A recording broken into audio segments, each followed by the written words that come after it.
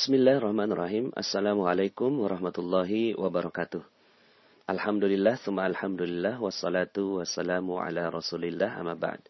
Alhamdulillah, bagaimana kabarnya Bapak Ibu semua? Semoga selalu dalam limpahan, karunia, berkah, rahmat, kecintaan, dan kejayaan dari Allah Subhanahu wa Ta'ala. Bapak Ibu, pada kesempatan kali ini saya ingin menyampaikan materi tentang leverage rezeki, ya. Leverage rezeki. Ini bahasanya bahasa Inggris ya Bapak Ibu ya. Leverage atau leverage ya. Apa artinya? Leverage itu diartikan sebagai daya ungkit Bapak Ibu ya. Jadi begini, kalau seandainya kita ingin mengangkat mobil, tentunya kita nggak bisa ya Bapak Ibu ya. Jadi ketika kita mengangkat mobil sendirian itu pasti tidak bisa ya. Kenapa kok nggak bisa ya? Karena kita bukan Samson Bapak Ibu ya. Karena kita ini bukan seorang yang kuat gitu ya. Tapi kita bisa loh mengangkat mobil dengan kecerdasan manusia ya. Pakai apa? Pakai yang namanya dongkrak Bapak Ibu ya.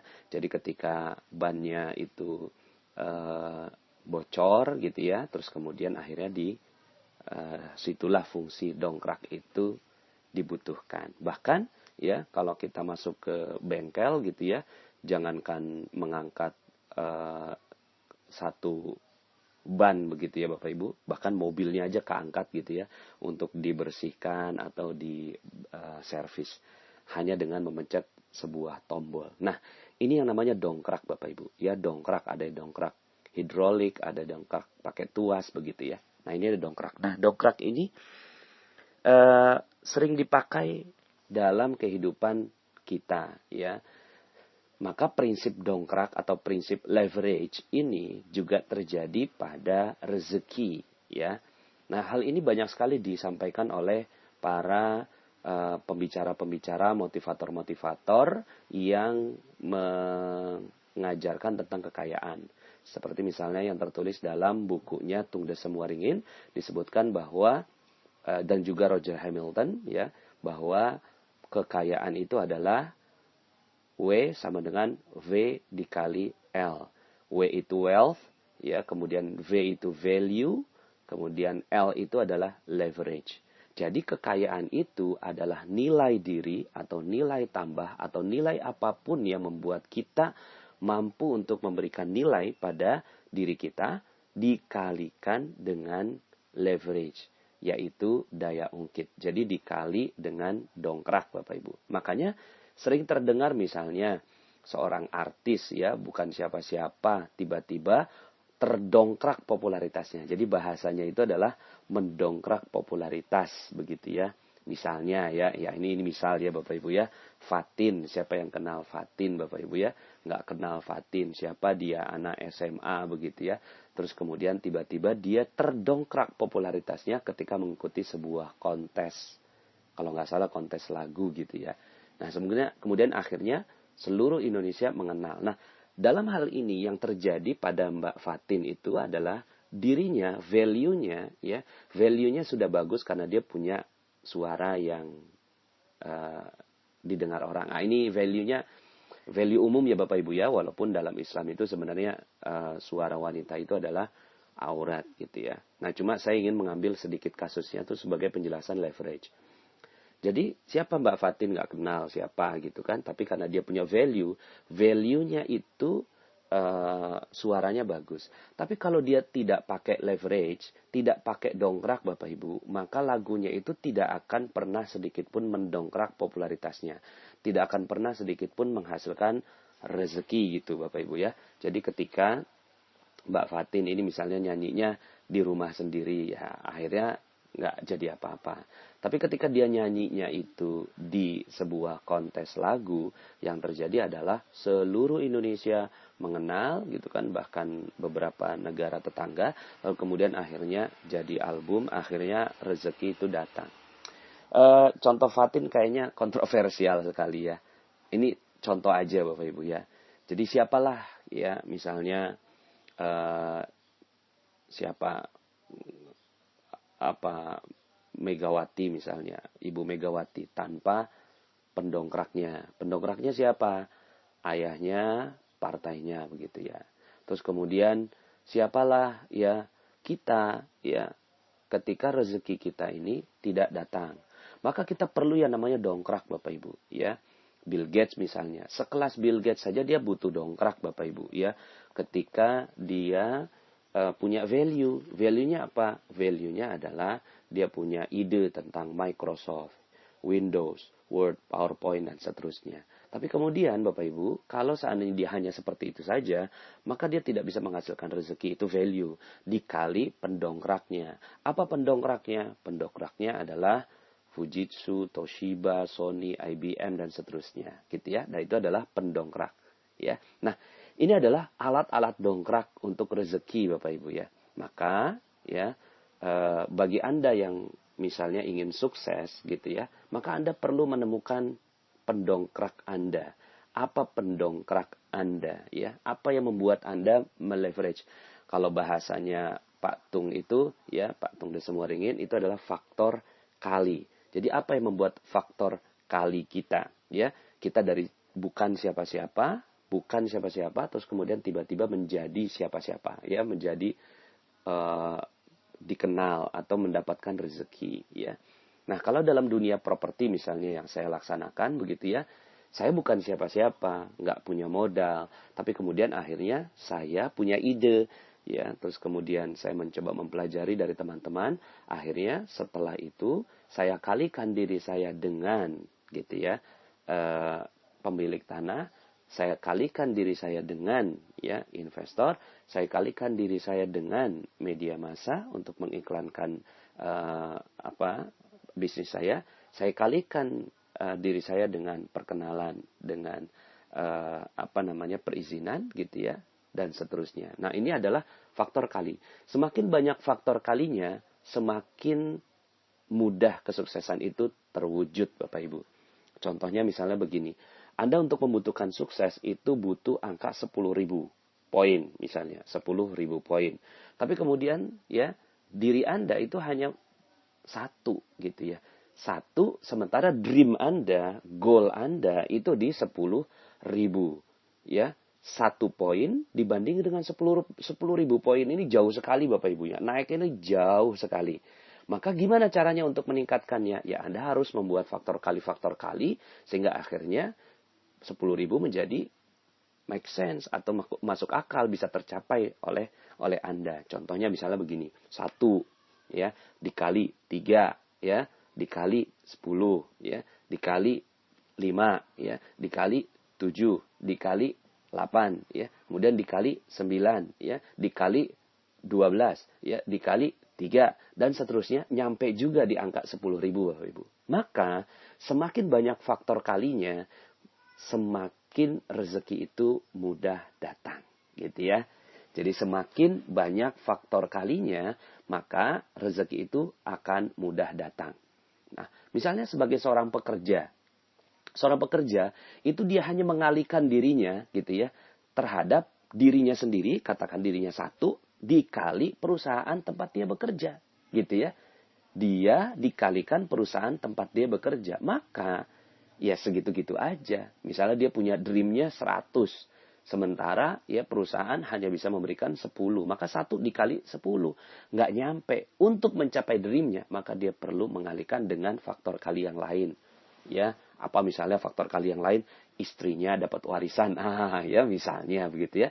Maka dia bisa terwujud ya. Atau misalnya istrinya punya pekerjaan lain gitu ya. Maka dia sendiri 1 dikali 10 dikali istrinya. Ya 1 dikali perusahaan istrinya 10. Oh berarti akhirnya bisa nyampe 100 gitu ya. Jadi Bapak Ibu ya, faktor kali ini adalah penting sekali untuk setiap orang yang ingin sukses ya. Nah, perhatikan bagaimana faktor-faktor kali Anda gitu ya. Apakah Anda punya faktor pengali gitu ya, faktor kali. Nah, oke. Jadi konsep faktor kali ini sudah mulai masuk akal di Anda. Sekarang yuk sama-sama kita lebih dalam membahas tentang konsep magnet rezeki ya, yang berkaitan dengan leverage rezeki ini ya. Jadi mungkin sederhananya begini. Saya kalikannya W sama dengan V dikali L1 dikali L2. Begitu Bapak Ibu ya. Nah, maksudnya apa? L1-nya ini adalah leverage yang kita sudah kenal, yaitu leverage dunia, perusahaan, channel, jaringan, media massa, properti, perbankan syariah misalnya begitu ya, yayasan, kemudian organisasi. Ini adalah L1 Bapak Ibu ya. L1 ini adalah leverage duniawi Bapak Ibu ya. Leverage yang sifatnya duniawi. Tapi Bapak Ibu ya, sebelum membahas yang L1 itu, atau selain L1 itu, kita butuh yang namanya L2 Bapak Ibu ya. L2 ini adalah yang memungkinkan semua terjadi. Yang sering terjadi begini, kita sudah berusaha keras ya, kemudian kita bertemu dengan banyak orang gitu ya. Kita bertemu dengan yayasan, bertemu dengan organisasi, media massa, terus kemudian kita juga punya ilmu properti, belajar ilmu macam-macam gitu ya. Terus kemudian berusaha maksimal, ikhtiar. Ini L-nya udah banyak Bapak Ibu. L lagi, L1-nya dikali L12, L13, L14, L15, L16 gitu ya, dikali. Tapi pas yang L2-nya ini Bapak Ibu ya, L2-nya ini minus Bapak Ibu. Ya. Apa yang terjadi? Semua yang dilakukan dikali minus jadinya minus Bapak Ibu. Ya. Semua yang dilakukan gitu ya, dikali minus jadinya minus semua. Ya. Sehingga akhirnya apa yang terjadi? Yang terjadi adalah gitu, seluruh yang kita datangi itu akhirnya musnah, tidak menjadi apa-apa karena dikali minus. Nah, saya akan fokus ke yang L2 ini Bapak Ibu. Karena L2 ini yang menjadi faktor penentu dan pembeda.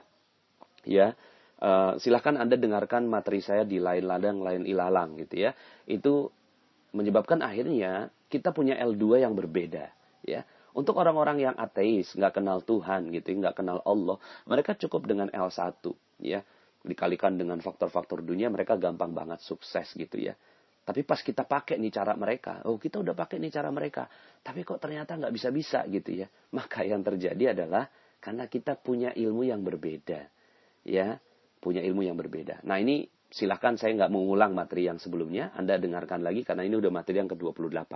Nah L2 ini Bapak Ibu berkaitan dengan gitu ya, berkaitan dengan sesuatu yang tidak terlihat tapi menentukan, ya. Secara sederhananya begini. Sederhananya materi leverage rezeki ini adalah kelanjutan dari materi terumbu karang, ya. Di materi terumbu karang disebutkan bahwa rezeki dititip di orang lain, ya. Rezeki dititip di kemuliaan dan kebahagiaan orang lain, gitu ya. Jadi ketika orang lain mulia, orang lain bahagia, maka rezeki mengalir ke kita. Ya, setiap ketemu orang, ya, yang perlu Anda lakukan adalah ketemu orang, bahagiakan dia, muliakan dia. Ketemu orang, muliakan dia, bahagiakan dia. Terus begitu Bapak Ibu, ya. Dalam materi terumbu karang yang sebelumnya, saya mencontohkannya ketemu, mohon maaf ya, seorang bencong Bapak Ibu, banci, ya, seorang waria begitu ya. Nah, itu saja menjadi rezeki Bapak Ibu. Selama ini kita melecehkannya, menghinakannya, kemudian menghakiminya di dalam pikiran kita. Apa yang terjadi? Rezeki kita habis Bapak Ibu, ya.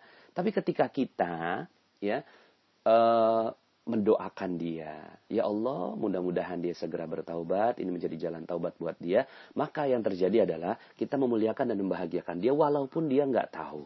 Kita bahagiakan dia dengan doa kita. Makanya silakan Anda dengarkan lagi materi kickback dan rahasia keajaiban. Ini adalah upaya kita untuk mendapatkan rezeki dari kemuliaan dan kebahagiaan orang lain Bapak Ibu. Nah sekarang kelanjutan dari materi itu Bapak Ibu. Setiap orang punya poin berbeda-beda. Ya, setiap orang punya poin berbeda-beda. Terhadap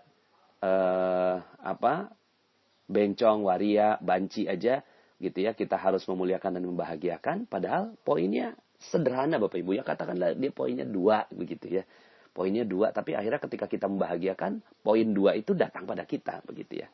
Nah, yang namanya leverage gitu ya, kita memilih Bapak Ibu ya, kita memilih. Nah, memilihnya ini gitu ya, tentunya memilih manusia terbaik Bapak Ibu. Kalaulah rezeki itu dititip di manusia, ya, dititip di kemuliaan dan kebahagiaan manusia, Maka leverage rezeki berbicara tentang Anda kan mau sukses cepat, ya. Kalau mau sukses cepat misalnya nih Anda ketemu ya misalnya poin yang dibutuhkan 1 juta gitu ya. Poin yang dibutuhkan 1 juta poin begitu ya. Terus kemudian Anda ketemu dengan ya tadi tuh ya orang-orang yang biasalah begitu ya. 2 dikali 2 dikali 2 dikali 2 dikali 2 dikali 2 dikali 2. Butuh berapa banyak Bapak Ibu untuk mencapai ke angka 1 juta.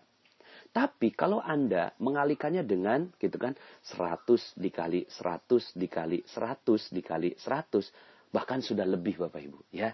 Maka kita perlu mencari poin yang 100 ini Bapak Ibu. Mencari orang manusia yang memiliki poin 100 ini. Begitu ya Bapak Ibu ya. Jadi ketika Anda mengalihkan dengan 100 dikali 100 dikali 100 itu udah berapa tuh? Ya, sudah 1 juta Bapak Ibu ya. Betul ya? 100 dikali 100 dikali 100. Benar ya. Itu sudah 1 juta. Ketemu 3 orang yang mulia. Ya, ketemu 3 orang yang sangat agung. Sangat tinggi derajatnya. Di sisi Allah subhanahu wa ta'ala. Maka Anda sudah mencapai dream Anda. Dan goal Anda. Untuk mencapainya dengan orang-orang biasa. Itu hanya dengan rendah. Apalagi Bapak Ibu. Kalau seandainya Anda sudah mendengarkan materi detox rezeki. Ya. Detox rezeki atau jodoh terbaik. Ya, waduh itu banyak sekali yang apa ya bahasanya materi itu saya menyampaikannya aja penuh dengan rasa Bapak Ibu ya. Terus kemudian Anda pernah berdosa, pernah berdosa dengan yang berat. Kemudian Anda membuat Allah cemburu. Lalu kemudian Anda berusaha keras. Terus kemudian Anda mengalami detox rezeki Anda. Lama sekali detox Anda Bapak Ibu, ya. Katakanlah misalnya Anda poinnya karena udah dosa, Allah cemburu, melakukannya bukan sekali, 2 kali, tapi ribuan kali Anda lakukan kesalahan-kesalahan, lalu kemudian akhirnya poinnya minus 1 juta Bapak Ibu. Minus 1 juta sementara dreamnya 1 juta Bapak Ibu. Ya. Lalu kemudian sudahlah Anda minus 1 juta. Terus kemudian Anda kalikan dengan ya perusahaan, yayasan, organisasi gitu ya, L1 itu Bapak Ibu. Apa yang terjadi? L1 itu tidak akan pernah sedikit pun memberikan yang terbaik buat Anda. Kenapa? Karena Andanya sudah minus Bapak Ibu. Andanya minus. Ya bukan Anda lah. Ya seandainya gitu ya. Ada orang yang minus 1 juta. Maka yang perlu dilakukan L2 ini Bapak Ibu. Ya, leverage kedua ini yang penting sekali untuk membuat akhirnya dari 1 juta itu naik ke angka 0, angka 1, lalu kemudian naik lagi ke angka 1 juta. Bahkan dia butuh 2 juta poin Bapak Ibu untuk akhirnya dreamnya terwujud. Nah, jadi ini adalah kelanjutan semuanya ya dari materi-materi semuanya. Leverage rezeki adalah Anda perlu menemukan. Kalau di materi terumbu karang, rezeki itu dititip di kemuliaan dan kebahagiaan orang lain, maka leverage rezeki berkata bahwa rezeki Allah dititip di kemuliaan dan kebahagiaan manusia yang dimuliakan Allah. Begitu Bapak Ibu. Ya. Sekali lagi, rezeki dititip gitu ya. Di kemuliaan dan kebahagiaan manusia yang dimuliakan oleh Allah Subhanahu wa Ta'ala. Ya. Nah, jadi akhirnya kita mesti cerdas Bapak Ibu. Ya. Agenda kita akhirnya cerdas. Ya. Enggak, semua manusia kita bahagiakan. Tapi ya poinnya 1, 2, ketemu orang gitu ya bahagiakan. Tapi cari Bapak Ibu. Cari orang-orang manusia yang dimuliakan Allah Subhanahu wa Ta'ala. Karena dia yang punya akses rezeki Bapak Ibu. Dia yang punya akses rezeki. Ya. Nah, maka leverage rezeki ini Bapak Ibu. Ada beberapa manusia yang ingin saya perkenalkan kepada Anda. Yang perlu Anda kerja keras bertemu dengan mereka. Kerja keras Bapak Ibu. Untuk memuliakan dan membahagiakan mereka. Kerja keras Bapak Ibu. Untuk meminta ridho, doa, dan izin darinya. Nah, Bapak Ibu, saya ingin sedikit ceritakan tentang satu kisah. Ya. Dan kisah ini bagi sebagian orang, ya, ini sangat masyhur, tapi mungkin bagi sebagian teman-teman yang belajar rezeki dari rahasia magnet rezeki, mungkin baru dengar namanya Bapak Ibu. Ini namanya Uwais Al-Qarni. Ya. Uwais Al-Qarni Bapak Ibu. Nah, kita coba lihat kisahnya Bapak Ibu. Uwais Al-Qarni ini, dia hidupnya di zaman tabi'in. Ya. Zaman tabi'in itu berarti ada di zaman Rasulullah. Setelah itu Rasulullah digantikan dengan zaman sahabat, kemudian digantikan dengan zaman tabi'in. Nah, tapi ya Rasulullah Shallallahu Alaihi Wasallam itu memprediksi sejak jauh-jauh hari, ketika Uwais Al-Qarni itu belum ada, itu Umar dinasihati oleh Rasulullah SAW untuk mencari Uwais, gitu Bapak Ibu. Cari Uwais Al-Qarni, ya. Nah, ini dalam sebuah hadis. Umar radhiyallahu an berkata, aku sendiri pernah mendengar Rasulullah Shallallahu Alaihi Wasallam bersabda, nanti akan datang seseorang bernama Uwais bin Amir bersama serombongan pasukan dari Yaman. Ia berasal dari Murad, kemudian dari Qarn. Ia memiliki penyakit kulit, kemudian sembuh darinya, tersisa bagian cuma sebesar 1 dirham. Gitu. Nah, ini ciri-ciri yang diberikan kepada Umar. Ya Umar, ada leverage loh. Ada daya ungkit yang membuat kamu ini akan rezekinya berlimpah ruah gitu ya. Dunia maupun akhirat ya pastinya. Kalau bicara rezeki ini kan dunia maupun akhirat. Ini akan berlimpah ruah loh. Gitu. Siap ya Rasulullah. Akhirnya Umar ini mendengarkan gitu kan sampai detil gitu ya. Ciri-ciri dari Uwais Al-Qarni ini. Ia memiliki penyakit kulit, kemudian sembuh darinya kecuali bagian dari 1 dirham. Gitu ya. Ia punya seorang ibu dan sangat berbakti kepadanya.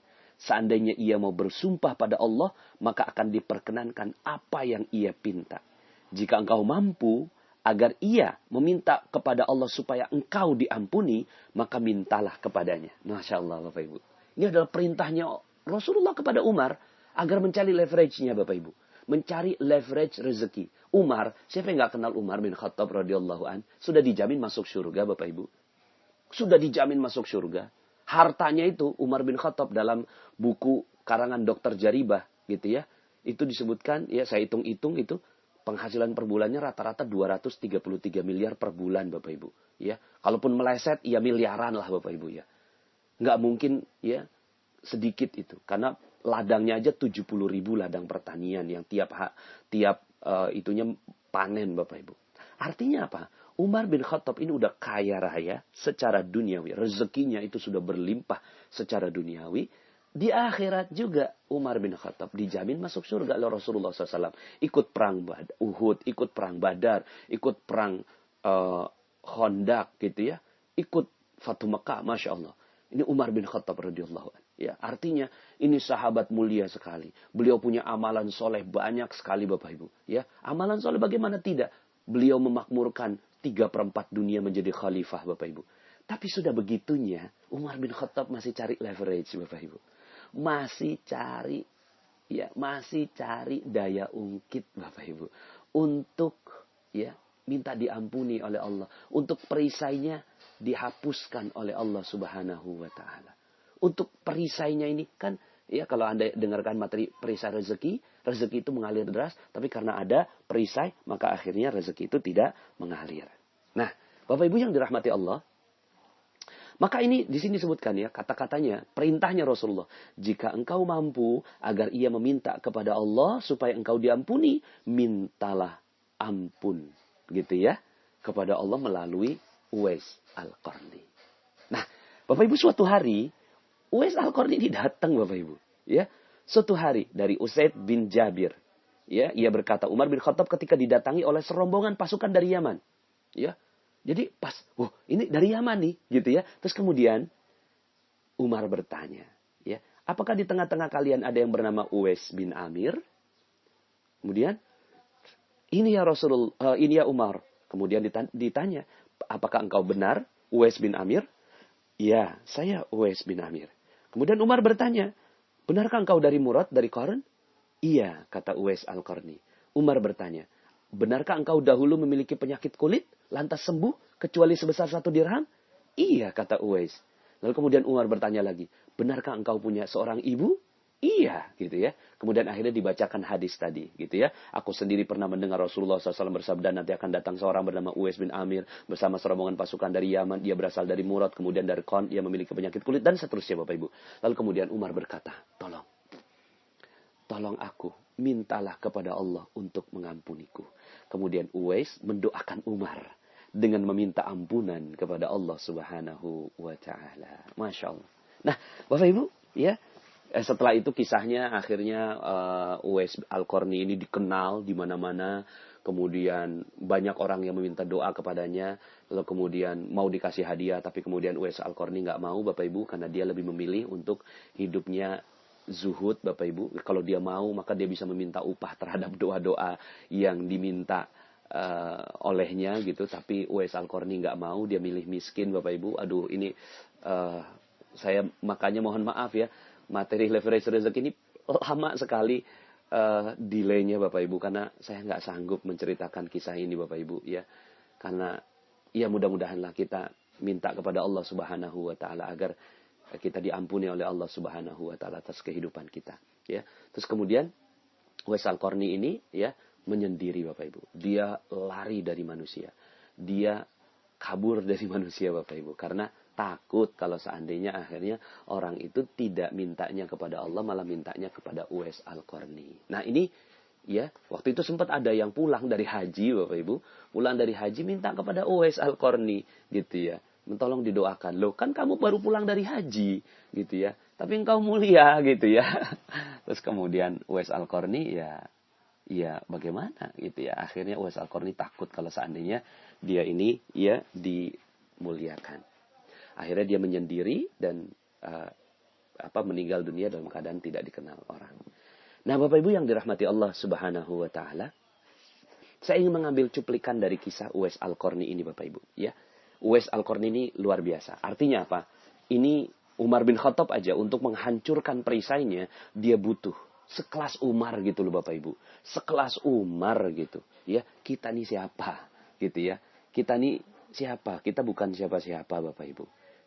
Nah, akhirnya Bapak Ibu, ya, yang perlu kita lakukan adalah cari manusia seperti ini Bapak Ibu. Ya, cari manusia seperti ini. Carinya di mana? Carinya di mana? Uwais Al-Qarni sudah wafat, sudah tidak ada. Udah 1400 tahun yang lalu. Kita nih, aduh, hidup di zaman yang ya seperti ini, akhir zaman. Mau ketemu di mana? Pasti ada Bapak Ibu. Cari Bapak Ibu, ya. Cari orang yang seperti ini, ya. Kita nggak pernah tahu, terkadang gitu ya. Uwais Al-Qarni ini sangat miskin, dihinakan orang, direndahkan orang, nggak kelihatan Bapak Ibu. Makanya akhirnya, gitu ya, akhirnya untuk menemukan orang seperti ini kita nggak pernah tahu. Yang perlu kita lakukan minta kepada Allah Subhanahu wa taala agar bertemu dengan orang yang seperti ini, ya. Setiap ketemu orang, maka kita positif aja Bapak Ibu, ya. Mudah-mudahan ini Uwais, ini sifatnya seperti Uwais Al-Qarni gitu Bapak Ibu ya. Makanya saya ingin memberikan 4 Bapak Ibu ya.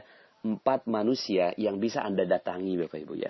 4 manusia yang bisa Anda datangi agar Anda bisa mendapatkan kisah seperti Uwais Al-Qarni. Pertama, ibu Anda Bapak Ibu. Ibu Anda. Ibunda Anda ya. Kita lihat dari kisahnya Uwais Al-Qarni. Uwais Al-Qarni ya, kenapa menjadi mulia? Karena sangat memuliakan ibunya Bapak Ibu. Maka ya, sebelum memuliakan yang lain, sebelum membahagiakan yang lain, maka muliakan dan bahagiakan ibunda Anda. Itu adalah daya ungkit Anda. Kalau seandainya misalnya Anda pernah salah, zalim, pernah membuat Allah cemburu, pernah mohon maaf berzina, minum-minuman keras, mabuk-mabukan, bahkan pernah nauzubillah membunuh orang. Ya, membunuhnya bukan cuma sekali, dibunuh lagi, bunuh lagi. Masya Allah. Ya, mereka yang melakukan aborsi misalnya. Maka gimana caranya? Cara yang terbaik Bapak Ibu, datangi ibunda Anda. Tidak ada yang terbaik untuk mendapatkan dongkrak agar Anda cepat sekali rezeki Anda kembali, agar perisai Anda ini hilang, agar dosa Anda diampuni, kecuali minta kepada ibunda Anda. Minta ibunda dan ayahanda Anda. Mungkin agendanya adalah tanya kepada mereka, apa yang membuat engkau ridho? Gitu. Apa yang membuat engkau ridho pada saya? Jangan cuma sekedar minta ridhonya. Ibu minta ridhonya. Ya mungkin ibunda kita bisa jawab, iya saya ridhoi kamu gitu. Tapi bisa jadi itu hanya di mulutnya. tapi ternyata hatinya tidak ridho. Gimana caranya? Anda desak dia, Bapak Ibu. Desak ibunda Anda untuk meminta apa yang membuat engkau ridho. Apa yang membuat engkau ridho? Ya, kalau belum dapat, tanya terus Bapak Ibu. Apa yang membuat engkau ridho? Apa yang membuat engkau ridho? Gitu ya. Misalnya, ya ada yang waktu itu sempat ada yang saya ajarkan begini, terus kemudian dia ridho kalau saya nikah, Ustadz, gitu. Waduh, ya. Ya udah, minta sama Allah gitu kan supaya Anda dapetin jodoh. Ya. Tapi kalau seandainya memang belum, ya itu kan udah bukan domainnya Anda, domainnya Allah. Maka minta sama ibunda Anda, yang lain Ibu. Ya, itu saya serahkan kepada Allah agar jodoh saya bisa datang. Tapi apa yang lainnya? Apa yang lainnya? Anda akan memberikan apa jawabannya. Jadi desak ibunda Anda untuk menjawab apa yang membuat dia ridho terhadap Anda. Apa yang membuat dia ikhlas memberikan air susunya pada Anda. Apa yang membuat dia ikhlas selama mendidik Anda. Dan seterusnya. Ya. Jadi ini yang pertama Bapak Ibu. Ibunda Anda. Cari, kejar. Dan ini gampang nyarinya. Ya. Gampang nyarinya. Yang gak gampang adalah menemukan titik ridhonya itu. Cari titik ridhonya. Perjuangkan. Bahkan kayaknya udah gak ada agenda-agenda lain dalam kehidupan Anda yang terbaik. Ya. Selain bagaimana membuat dia ridho. Tentunya ridho di sini adalah sesuai dengan koridornya Allah. Misalnya, saya ridho ketika engkau jadi penyanyi, buka jilbab. Wah, itu minta yang lain Bu, gitu ya. Minta yang lain yang tidak melawan perintah Allah gitu. Ya. Yang betul-betul sesuai dengan koridornya Allah. Maka insya Allah dengan ibunda Anda klik dapat ridhonya Bapak Ibu, maka poin 100 Bapak Ibu. Tek gitu ya. Maksimal 100. Nah, gitu ya. Yang kedua Bapak Ibu, cari ulama Bapak Ibu. Ulama ya, ini yang dikatakan oleh Rasulullah SAW. Umar ini mulia, Umar ini tinggi, tapi masih disuruh nyari ulama Bapak Ibu ya. Diminta untuk mencari ya Uwais Al-Qarni. Maka ya cari ulama ini Bapak Ibu. Ya. Kadang kita nggak tahu gitu ya. Ulama yang seperti apa? Ya udah pokoknya cari aja Bapak Ibu ya. Cari ulama yang mana. Anda perlu datangi ulama.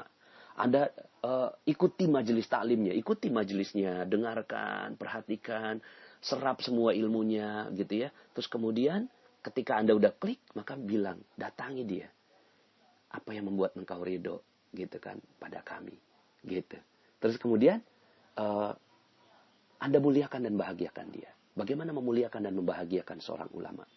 Karena ya Rasulullah SAW ini pernah bersabda ya dari Anas bin Malik radhiyallahu an, al ulama warasatul anbiya. Ulama adalah pewaris para nabi. Ini masya Allah Bapak Ibu ya. Maka alhamdulillah di Indonesia ini masih banyak ulama, ya. Alhamdulillah kita belum hidup di zaman yang ulama semua dimatikan oleh Allah. Sekarang masih ada. Maka ini adalah kesempatan untuk Anda. Datangi mereka. Ya, datangi mereka. Mungkin rezeki Anda seret. Ya utang Anda nggak lunas-lunas. Piutang Anda nggak terbayar. Bisnis Anda bangkrut. Anda dipecat orang. Dihina orang. Direndahkan.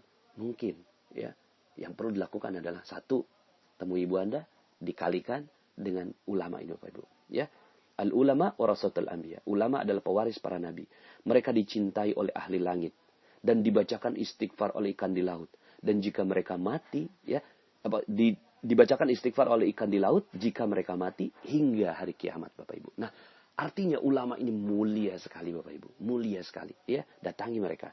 Dalam sebuah hadis yang lain, keutamaan seorang alim atas ahli ibadah. Gitu ya. Jadi orang alim ini ulama, dibandingkan dengan orang yang dia beribadah aja tapi nggak tahu ilmunya, ya bukan ulama lah begitu ya. Maka ini adalah bagaikan keutamaan aku di atas umatku, salah satu di antara umatku.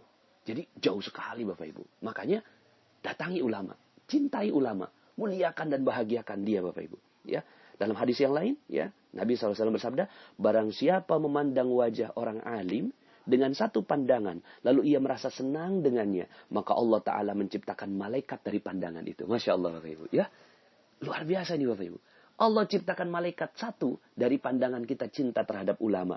Maka Allah Ta'ala menciptakan malaikat dari pandangannya itu dan memohonkan ampun kepadanya sampai hari kiamat. Masya Allah. Jadi, ya, datangi ulama Bapak Ibu. Ya, datangi ulama, pandang wajah mereka. Lalu kemudian, jadikan Anda cinta. Cintanya cinta karena akhirat Bapak Ibu. Ya, cinta.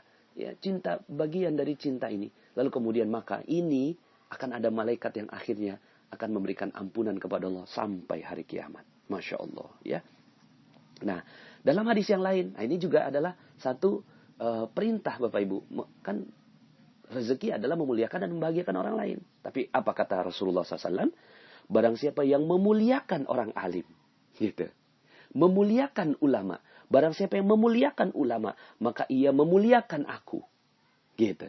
Jadi barang siapa yang memuliakan ulama, maka dia memuliakan aku. Barang siapa memuliakan aku, maka ia memuliakan Allah. Dan barang siapa memuliakan Allah, maka tempat kembalinya adalah surga. Surga ini adalah rezeki yang besar Bapak Ibu. Kalau surga aja udah didapat, dunia pasti dapat Bapak Ibu rezekinya. Ya, cuma sekedar 10 juta, 50 juta, 100 juta per bulan aja mah kalau ahli surga pasti dapat Bapak Ibu ya. Pasti dapat ya, tergantung Anda mau apa enggak ya. Jadi, ya, kalau udah kayak gitu, Masya Allah. Dalam hadis yang lain, hendaklah kamu semua memuliakan para ulama. Karena mereka itu adalah pewaris para nabi. Maka barang siapa memuliakan mereka, berarti memuliakan Allah dan Rasulnya. Ya, hadis yang lain, tidurnya ulama lebih mulia daripada ya ibadahnya orang yang bodoh. Dalam hadis yang lain, barang siapa mengunjungi orang alim, maka ia seperti mengunjungi aku. Jadi barang siapa mengunjungi ulama, maka dia seperti mengunjungi aku. Barang siapa berjabat kepada ulama, maka ia seperti berjabat tangan denganku. Barang siapa duduk bersama dengan ulama, maka ia seperti duduk denganku di dunia. Dan barang siapa yang duduk bersamaku di dunia, maka aku akan mendudukannya pada hari kiamat bersamaku. Masya Allah. Ya, jadi ini tinggi sekali Bapak Ibu. Barang siapa yang mengunjungi ulama, maka aku menjamin kepadanya dimasukkan surga oleh Allah Subhanahu wa taala. Barang siapa? Ini dari Abu Hurairah radhiyallahu an, ya. Saya mendengar Rasulullah sallallahu alaihi wasallam bersabda, barang siapa yang mengunjungi ulama, maka aku akan menjamin kepadanya dimasukkan surga oleh Allah. Begitu ya. Ini banyak sekali Bapak Ibu dalil-dalil keutamaan tentang ulama. Maka inilah daya ungkit Anda. Ya. Jadi kalau seandainya Anda nih ya, orang tua sudah dapat ridho 100 tuh Bapak Ibu, ya. Kemudian dikali ulama dimuliakan oleh Anda dan dia bahagia dengan Anda. Kemudian bahkan mendoakan Anda, memegang kepala Anda, mendoakan Anda. Dikali 100 lagi Bapak Ibu. 100 dikali 100 udah 10.000 Bapak Ibu ya. Ya, Masya Allah. Orang yang ketiga Bapak Ibu, ya, yang dikisahkan dari kita ambil dari Uwais Al-Qarni ini. Temukan orang yang mereka nggak butuh, gitu ya. Tapi mereka miskin, tapi tidak meminta-minta Bapak Ibu. Temukan mereka. Ini orang yang ketiga. Orang miskin yang tidak meminta-minta, tegar sekali, gitu ya. Tapi mereka nih menjaga kehormatannya, nggak meminta-minta. Itu adalah mereka-mereka yang punya sifat-sifat mirip Uwais Al-Qarni Bapak Ibu. Ya. Maka cari mereka. Ya misalnya nih ya, kalau seandainya kita lagi di lampu merah, ada yang minta-minta gitu ya. Sebenarnya yang kayak gini nih sebisa mungkin jangan dikasih Bapak Ibu. Tapi jangan sampai juga Anda kehilangan rasa bakhil Anda gitu ya. Jadi sesekali boleh dikasih, tapi seringnya jangan dikasih Bapak Ibu. Karena itu profesi ya. Karena profesi ini malah kita mendidik mereka. Ya, nggak boleh dikasih sebenarnya ya. Jadi ya, malah yang perlu dikasih adalah, Anda cari orang miskin Bapak Ibu. Cari orang miskin. Miskin sekali gitu ya. Terus kemudian, dia kok nggak meminta-minta. Perhatikan Bapak Ibu. Perhatikan orang itu. Terus kemudian gitu ya. Anda datangi lihat gitu ya. Itu Anda berikan sedekah kepada dia Bapak Ibu. Ya. Berikan sedekah kepada dia. Ya. Mungkin tantangannya adalah, kalau Anda ketemu dengan orang yang tepat, orang itu nggak akan pernah mau nerima sedekah Anda. Ya, tapi ya bismillah aja gitu ya. Cari orang yang seperti ini sifat-sifatnya mirip-mirip Uwais Al-Qarni. Maka kalau seandainya Anda ketemu dengan orang yang seperti ini dan dia mau menerima sedekah Anda, ya, Anda muliakan dia, bahagiakan orang yang seperti ini Bapak Ibu, ya, orang miskin ya kemudian kenal dengan Allah pastinya ya, sholatnya bagus gitu ya. Terus kemudian dia kok nggak meminta-minta. Nah ini Masya Allah. Makanya mungkin Anda pernah dengar ya, ada orang-orang yang gemar sekali memberangkatkan umroh para marbot-marbot masjid gitu ya. Karena bisa jadi para marbot-marbot masjid itu ada salah satu di antara mereka yang sifatnya mirip-mirip Uwais Al-Qarni gitu. Jadi ini adalah leverage ya. Ini adalah daya ungkit Bapak Ibu. Nah, yang keempat ya, sebenarnya masih banyak ya, cuma saya batasi 4 dulu nih ya di kesempatan leverage rezeki pada kali ini. Dan kayaknya sih saya cukupkan bahasan ini, yang lain-lainnya Anda cari sendiri ya Bapak Ibu ya. Cari sendiri ya. Intinya adalah manusia mulia ya, manusia mulia. Yang keempat adalah anak yatim Bapak Ibu. Anak yatim ini mulia sekali Bapak Ibu. Ya, bagaimana tidak mulia? Kata Rasulullah SAW, mereka yang memuliakan anak yatim ya akan bersama denganku ya seperti dua jari ini, dua jari yang berdekatan antara telunjuk sama jari tengah. Artinya dekat sekali Bapak Ibu ya, dekat sekali dengan Rasulullah SAW. Maka sebenarnya ini ingin menunjukkan bahwa anak yatim ini adalah dongkraknya rezeki Bapak Ibu ya, dongkraknya rezeki. Nah, datangi mereka dan cuma gini, ada banyak orang yang ketika mendatangi anak yatim, tapi malah merendahkan anak yatim. Gimana caranya? Ya seperti yang kemarin saya bahas dalam rezeki gratis sama rezeki dalam frekuensi rezeki. Itu ketika datangi anak yatim, terus kemudian kita merasa lebih tinggi, anak yatim ini rendah karena dia membutuhkan uang Anda. Tidak Bapak Ibu. Ya. Muliakan dan bahagiakan anak yatim. Ini 2 kata kunci. Muliakan dan bahagiakan anak yatim ini. Ya. Gimana caranya? Anda pasti bisa gitu ya.